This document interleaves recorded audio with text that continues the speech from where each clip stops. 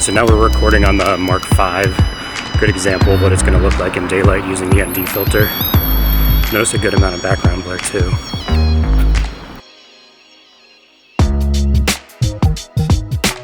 So it's a few days after I purchased the HX99 and the RX100, and I'm about to head out and talk about a review. Can you guess which one I'm on right now?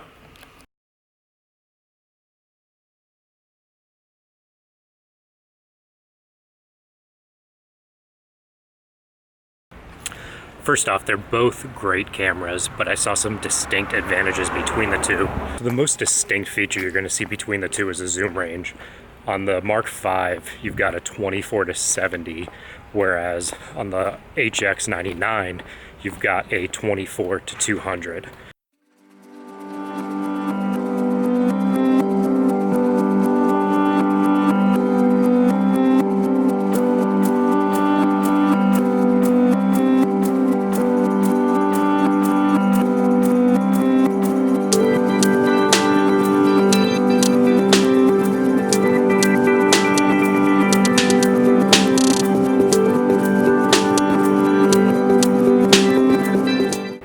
Other than that, you'll notice the picture quality becomes unusable once it's really zoomed in that far, because every little manual movement that you have from your hand is magnified by a significant amount. You might be wondering what urged me to go ahead and try out this point and shoot when I've got the A7R III. Well, ultimately, it's size and portability. When you consider the overall pocketability of the HX99 versus the RX100 5A, they're marginally different. It's similar to a cell phone.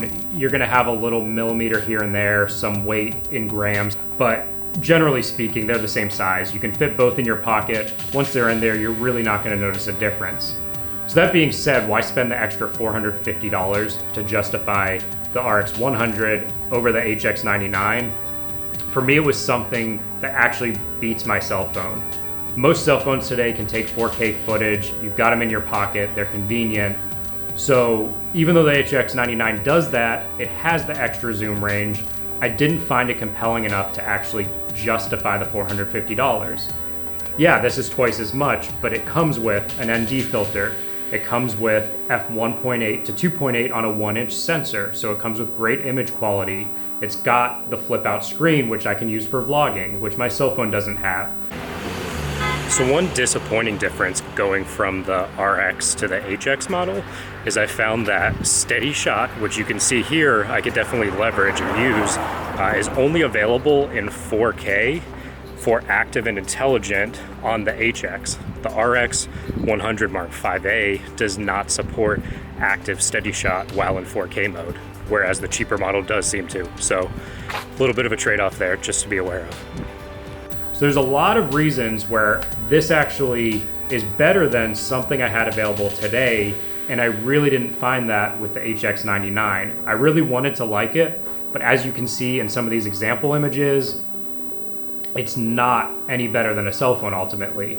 You don't get that background blur. Yes, it focuses well, but there's nothing compelling enough where I could justify keeping that instead of just using my cell phone every day. The reason I love this, I can't take my A7R III everywhere. I can fit this in my pocket, I can take it to festivals, I can take it to concerts. However, a lot of point and shoot cameras are allowed in those scenarios where the larger A7R III or mirrorless or DSLRs can't go. So I can take this with me everywhere. It's got better image quality than my cell phone, better video than my cell phone. It does have a zoom range up to 70 mil, which is still pretty good because you're not losing any quality at that point. It shoots in low light, it's got an ND filter, the list goes on. I'm really sold on this guy. I enjoyed using it a lot over the weekend. I'm gonna keep it for as long as there's not a similar model with an audio jack on it. Touchscreen, do I miss the touchscreen on this? One thing I found actually while I was walking around is as I'm holding it with my hand, I'm bumping the touchscreen on the HX99.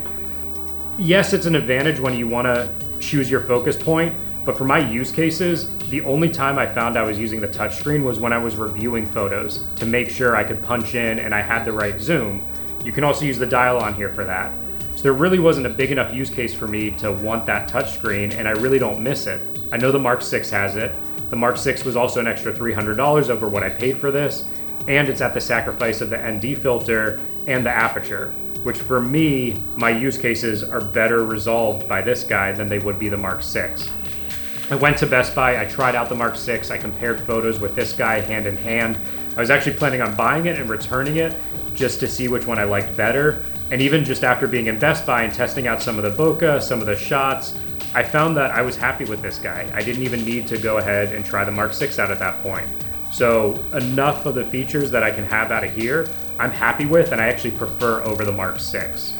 So I'm gonna start bringing this with me everywhere. I really hope you guys follow along. I think next we're gonna go ahead and do a review of my Garmin watch. I'm gonna compare that to my G-Shock GPS watch as well. You heard that right if you didn't know about that. G-Shock released a solar-powered GPS watch. So go ahead and subscribe. Ask me any questions about the camera in the comments. I'm happy to give you any of my feedback about the HX99 RX100 Mark 5A or the Mark 6 that I used as well. Again, I'm hoping for a Mark 7 this year, touchscreen, 200mm zoom range at a lower aperture, throw that ND filter back on here, and most importantly, the headphone jack. So again, go ahead and subscribe, guys. Thanks for joining me this time, and I'll see you next time.